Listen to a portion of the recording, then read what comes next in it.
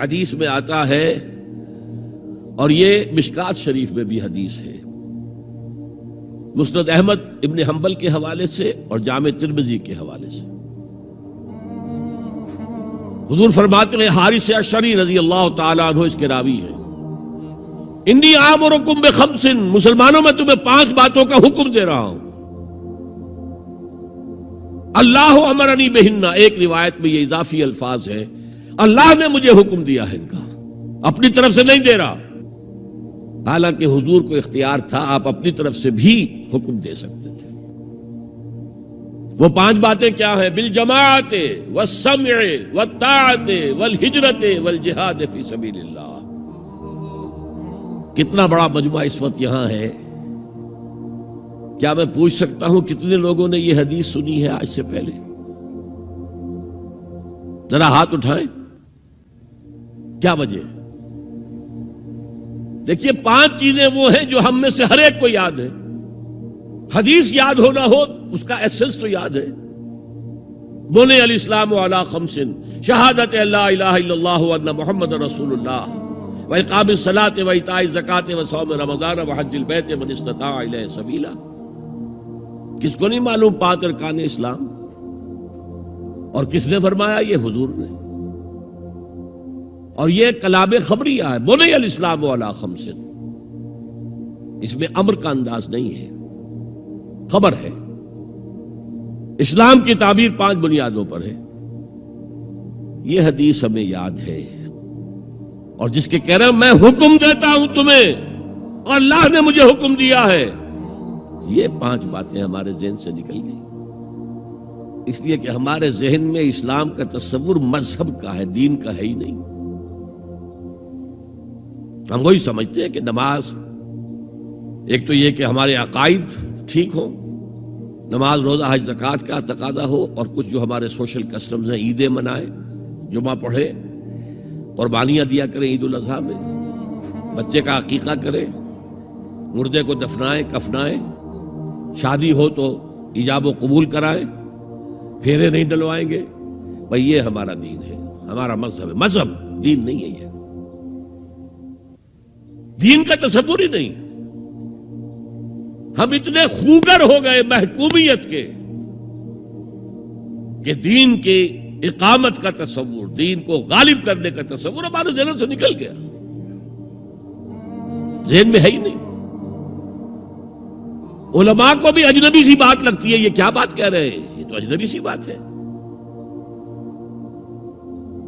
اس لیے کہ ہمارے ذہنوں سے تصور نکل گیا۔ پہلے مسلمان بادشاہ تھے، ملوکیت تھی، وہ اسلام تو نہیں تھا، اسلامی نظام تو خلافت راشدہ کا تھا، ابو بکر اور عمر اور عثمان اور علی اور حضرت حسن کو میں مزید شامل کرتا ہوں۔ تب 30 برس بنتے ہیں جو حضور نے فرمایا تھا کہ یہ 30 برس خلافت رہے گی،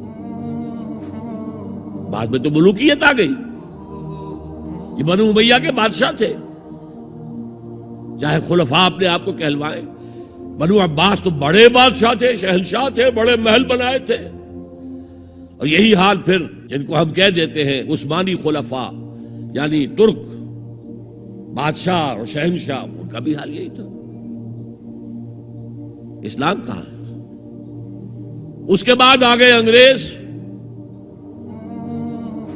نے کہا قانون ہمارا ہوگا، کرمنل لا ہمارا ہوگا، CRPC ہماری ہوگی، سول لا ہمارا ہوگا، نظام ہمارا ہوگا، ہاں نماز پڑھ سکتے ہو، روزہ رکھ سکتے ہو، ہمیں کوئی تمہارے مذہب سے کوئی دشمنی نہیں، بلکہ انگریز نے تو بڑی رعایت کی تھی، اس نے کہا تھا تم اپنے فیملی لاز بھی اپنی مرضی سے جیسے چاہو طے کرو۔ آج مسلمان ممالک میں سے بھی اکثر نے اپنے فیملی لاز چھوڑ کر یورپ کے فیملی لاز اختیار کر لیے، اور پہلی مرتبہ یہ کام کیا تھا ترک نے،